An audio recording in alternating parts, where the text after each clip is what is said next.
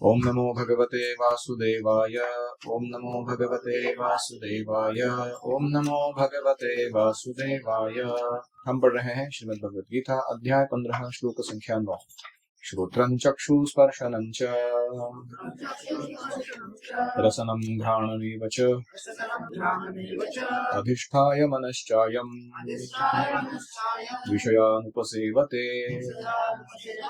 अयं यह जीव श्रोत्रं चक्षुस्पर्शनं रसनं घ्राणं कान आँख त्वचा जिह्वा नासिका मनः च और मन का अधिष्ठाय आश्रय करके विषयान उपसेवते विषयों का भोग करता है। शब्द रूप रसगंध स्पर्श इनका सेवन करता है। हरिः ओम सहना भवतु सहनौ भुनक्तु सह वीर्यं करवावहै तेजस्विनावधीतमस्तु मा विद्विषावहै। ओम शान्तिः शान्तिः शान्तिः। ओम अज्ञानतिमिरान्धस्य ज्ञानाञ्जनशलाकया चक्षुरुन्मीलितं येन तस्मै श्रीगुरवे नमः। जय श्री कृष्ण चैतन्य प्रभु नित्यानंद श्री अद्वैत गदाधर श्रीवासादि गौरभक्तवृंद। हरे कृष्णा कृष्णा कृष्णा हरे हरे, हरे राम राम राम हरे हरे। हरि ओम तत्सत्। भाषांतर श्रील प्रभुपाद के द्वारा। इस प्रकार दूसरा स्थूल शरीर धारण करके जीव विशेष प्रकार का कान आंख जीभ नाक स्पर्श इंद्रिय प्राप्त करता है, जो मन के चारों ओर संपूजित है। इस प्रकार वह इंद्रिय विषयों के एक विशिष्ट समुच्चय का भोग करता है। तो इसके पहले वाले श्लोक में हमने देखा था कि जीव देह धारण करता कैसे करता है। अवाप्नोति उत्क्रामति। अवाप्नोति मतलब प्राप्त करना, उत्क्रामति मतलब अगले देह में चला जाना। कैसे? वायुर्गंधा निवाशय। वायु जैसे गंध को उठा लेती है, वैसे जीव जो है एक शरीर में वास करते समय विशिष्ट कर्म वासनाओं के या कर्म समुच्चय को जैसे गंध धारण करता है ना वायु, वैसे वो उठा लेता है और फिर वहां से जाके वो दूसरे शरीर में उसको चलाने शुरू करता है। क्योंकि यहाँ कार्य अपूरा रह गया था, इच्छाएं अपूरी रह गई थी और कार्य पूरे संपन्न नहीं कर पाया था भौतिक भोग करने की, तो इधर से उठा गया नेक्स्ट इसमें जाके चालू हो जाता है।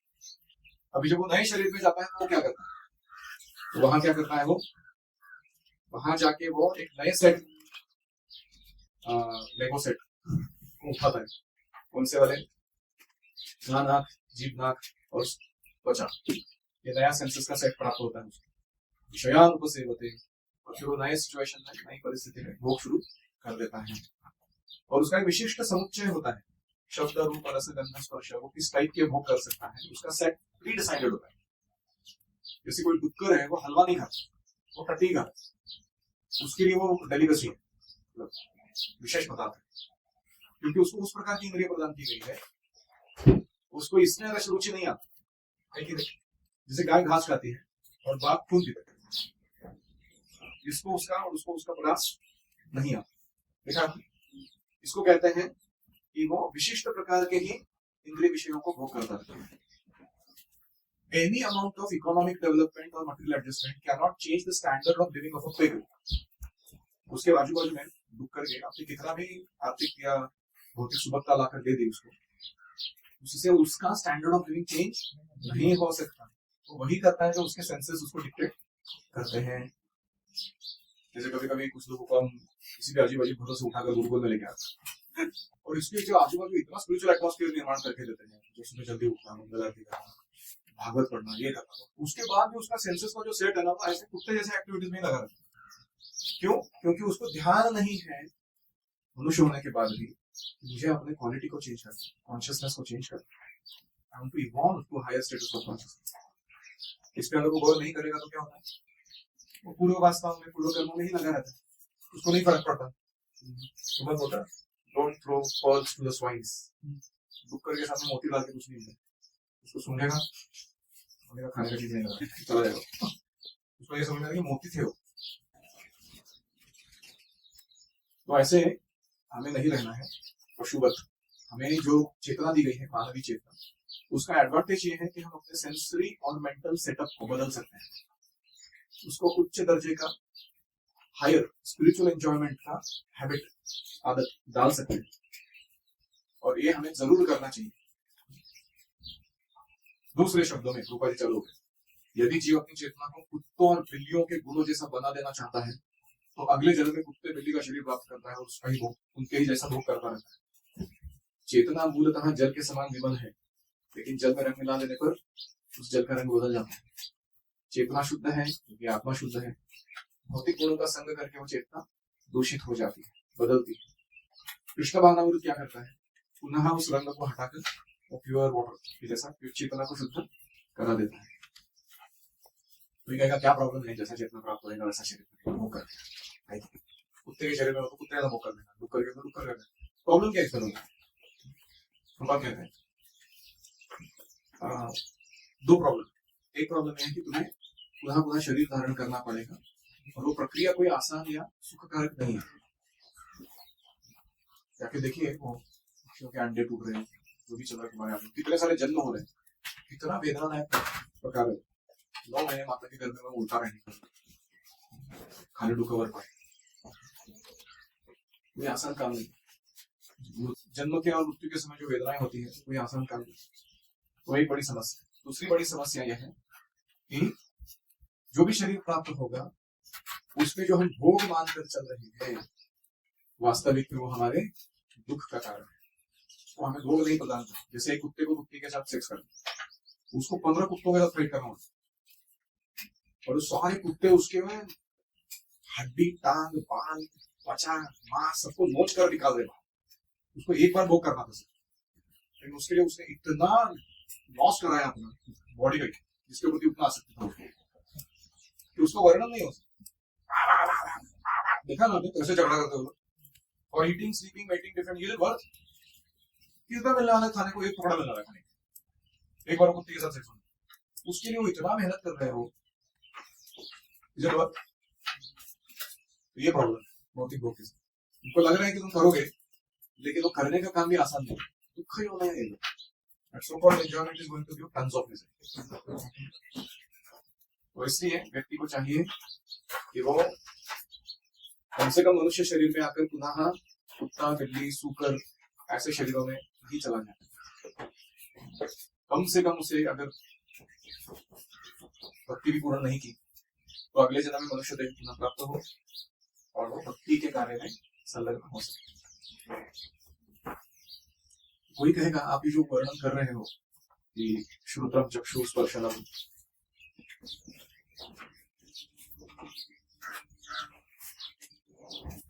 इनको क्यों कैरी कर रहे हैं जी अपने साथ में? तो उसका मुख्य कारण है टू एंजॉय थ्रू दैट। उसको लग रहा है कि ये मेरा उपभोग का साधन है। जैसे आप जहां जाते हो अपना मोबाइल लेके जाते हो, because you think it's an enjoyment for to them. जरूरत है क्या? पीछे भी छोड़कर तो जा सकता है। या कुछ लोग हैं वो अपना वो हेडसेट गेमिंग के टाइम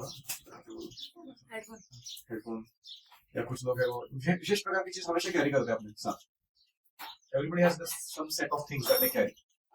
विमल गुटखा वहां से पॉकेट में रहता है, गाय छाप जर्दा। तो हर एक जीव क्या करता है, उसने एक ऐसा कॉन्सेप्शन बना के रखा है कि मटेरियल नेचर को एंजॉय करने का ये सबसे बेस्ट तरीका है, और फिर वो सेट को जिससे वो भोग प्राप्त करने वाला हमेशा अपने पॉकेट में कैरी करता है। लेकिन दैट इज कॉल्ड मिसकॉन्सेप्शन। जैसे वायु ने कोई गंध ग्रहण की है, उसका वायु से कुछ लेना देना नहीं, लेकिन अभी वो सुगंध या दुर्गंध जो भी है वो उसमें बढ़ गई, उसको लेके घूम रहे हो।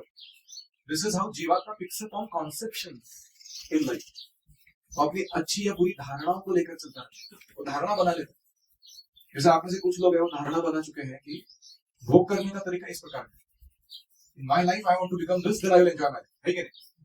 That is called conception. You picked it up. कहां से पिकअप किया उसको? By associating with material nature.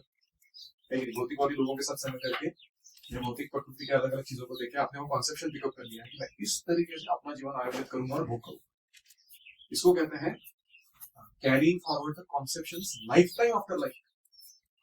इसलिए आध्यात्मिक गुरु का संग क्यों जरूरी है? क्योंकि वो जो गंध या कॉन्सेप्शन हमने पिकअप किया था, उसका ओरिजिनल जो ऑर्डरलेस सिचुएशन था वायु का यानी आत्मा का, वो उनके संगति में ही निर्लेप और निर्बल ऐसा चेतना बनता है। और हमें जीवन चलाने का सही तरीका समझ में आता है कि अपना जीवन कैसे चलाना। तो रसनम घ्राणम एवं उच्च क्या दिखाता है? वो कर्मेंद्रिय को इंक्लूड करने को बोल रहे हैं वहां पे। सारे तो लिस्ट नहीं कर सकते। तो कान, sorry, voice, hands, legs, anus, genitals, ये पांचों भी कर्मेंद्रिय उसमें इंक्लूडेड है। अधिष्ठाय मनश्चाय, ये सारे फाउंडेशनली मन के ऊपर आरोपित हैं, बैठे हुए हैं। एंड फिर वो विषयानुपसेवते। तो आपने देखा रहेगा, कोई अगर इलेक्ट्रिकल इंजीनियर को बुलाते हो, प्लम्बर को बुलाते हो, उसके साथ एक टूल किट आता है, देखा अपना बैग भर के लेके आता है। उसमें उसका पाना, स्पैनर, ड्रिल मशीन, ये वो सब कुछ रहता है, उसको लेके आता है। मतलब अभी क्या करने का, मतलब ये प्लम्बिंग का चोकअप हो गया, उसको निकाल दो, या ये इलेक्ट्रिकल सप्लाई नहीं आ रही, क्या हो गया देखो, फिर अपना टूल बॉक्स निकल के चालू है, ठीक है। वैसे जीवात्मा भी ये 17 आइटम्स का टूल बॉक्स लेके घूम रहा है, 17 आइटम टूल बॉक्स, उसके साथ बैग लेके घूम रहे हैं। और नया नया जगह पे जाता है, वो बोलता है इधर क्या करना पेंडिंग है, उसको बोला जाता है कि इधर ये सॉफ्टवेयर डेवलप कर रहे हैं हम लोग, आपका मदद चाहिए, या ये देश को फ्री करना है, परतंत्र है वो स्वतंत्र बनाना है इस देश को। तो जो भी कॉन्सेप्शन उसके हेड में डाला जाता है जीवात्मा, फिर अपना टूल बॉक्स निकाल के चालू है उसके साथ बोलता चलो I am mister fix it, मैं सब चीज को फिक्स करूंगा मेरे तरीके से। तो हमें सावधान रहना चाहिए कि हम किसकी सुन रहे हैं। Who gave us the problem to solve? और उसका एजेंडा क्या है प्रॉब्लम सॉल्विंग का। तो अभी हम इस में आए हैं, तो ने हमको बोला कि 7 पर्पसेस ऑफ डिस्काउंट, इसको फुलफिल करने के लिए 2 बॉक्स को यूज कर लें। तो अभी हम उसमें भी लगे हुए हैं कि नहीं, लेकिन 2 चीजें यहाँ पर। एक है कि जो प्रभुपाद जी इंस्ट्रक्शंस दे रहे हैं उनका पर्सनल एजेंडा नहीं है, तो कृष्ण की ओर से। और दूसरा, जो भी टूल बॉक्स यूसेज करके हम सर्विस प्रोड्यूस करेंगे उससे हमारा भला directly, nobody is making any economy out of. जैसे मुझे प्रचार करने वाले लोगों का कोई इकोनॉमिक बेनिफिट मैं नहीं कर रहा, या मेरे साथ आप जुड़े हो, अब मेरा इकोनॉमिक बेनिफिट नहीं कर रहा मेरे जीवन का, कोई फर्क ही नहीं पड़ता। आप कितना भक्ति स्वीकार करोगे या नहीं करोगे, उससे इकोनॉमिक डेवलपमेंट में कोई फर्क नहीं। So this is why this is much different than the ordinary material activities. हमारे टूल किट को 17 आइटम वाले हमको किसमें लगाना चाहिए? To do a good job of Krishna, हमें कृष्णा का जॉब करना।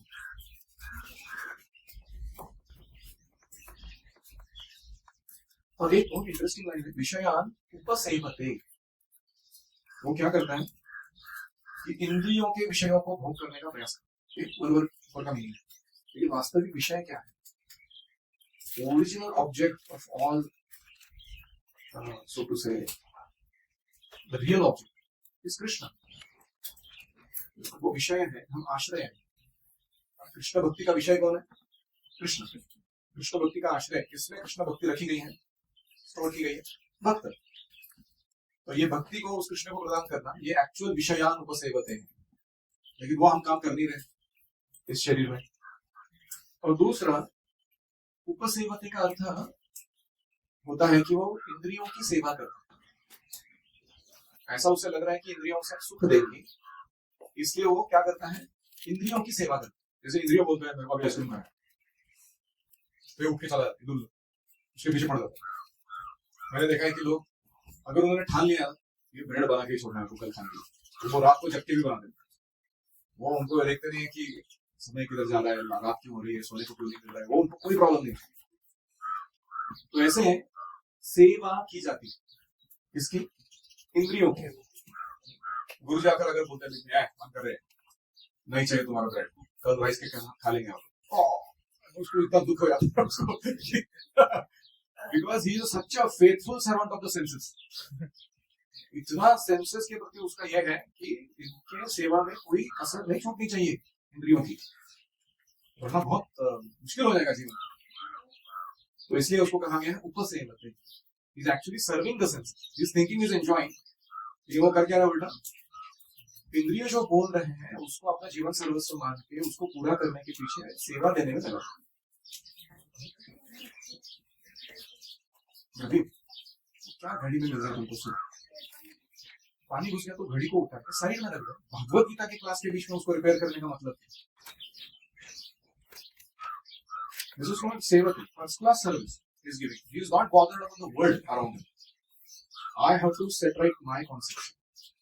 मेरी जो धारणा है, ये घड़ी अच्छा चलना चाहिए, ये सुंदर दिखना चाहिए, इसको मैंने पहनने के बाद लोगों ने वाह वाह करनी चाहिए, ये जो कॉन्सेप्शंस है इसके सेवा में लगा हुआ है मुझे। He is not bothered about Krishna, Guru, Bhagavad Gita, whatever. We are bothered about what we want. तो इस प्रकार से we are not enjoying our senses, we are unconditionally serving our senses. कोई भी हम कंडीशन डालने के, और दूसरा कोई अगर उसमें रोक टोक करता है तो हमको गुस्सा आता है, हमको लगता है आदमी क्यों मेरे को परेशान कर रहा है, मेरा जीवन अपनी तरीके से चलाने नहीं दे रहा। So this is why we should be careful. कामादिदान कतिन कतिधा पाहिता दुर्निदेशस तेषां जाता मयि न करुणा न कृपा न कुशल सुजयता न यमुनते संप्राप्तं लब्धरूपे स्वामायातः शरणं। हमें कृष्ण की सेवा करनी चाहिए इंद्रियों की, वरना हम बहुत मिजरेबल रहेंगे अपने पूरे जीवन।